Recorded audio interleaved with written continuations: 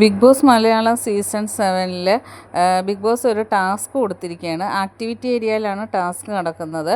ഇതിനായിട്ട് 2 ടീമായിട്ടാണ് തിരിഞ്ഞിട്ട് ടാസ്ക് ചെയ്യേണ്ടത്. ഒന്ന് അക്ബറിൻ്റെ ടീമും ഒന്ന് ഷാനവാസിൻ്റെ ടീമായിട്ട് ഇവർ 2ആയിട്ട് തിരിഞ്ഞിരിക്കുകയാണ്.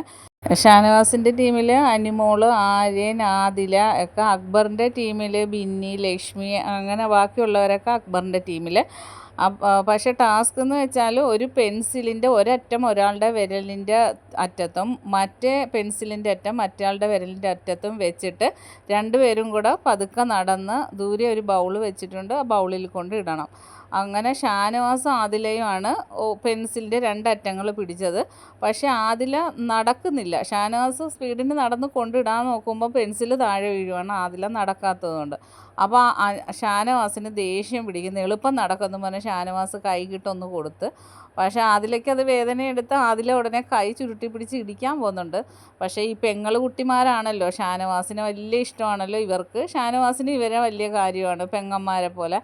അതുകൊണ്ട് ആദിൽ അത് വലിയ ഇഷ്യൂ ആക്കിയില്ല. പക്ഷേ വേറെ ആരെങ്കിലും അക്ബർ വല്ലതും ആയിരുന്നെങ്കിൽ ഇത് ഫിസിക്കൽ അസോൾട്ടിൻ്റെ ഇതിലോട്ട് പോയേനെ, ഭയങ്കര വഴക്കായേനെ. അതവിടെ വെച്ച് കഴിഞ്ഞ് അതാണ് ഇന്നലത്തെ പ്രൊമോയിൽ കാണിച്ചത്. ഇതിൽ ജയിച്ചിരിക്കുന്നത് അക്ബറിൻ്റെ ടീമാണ്.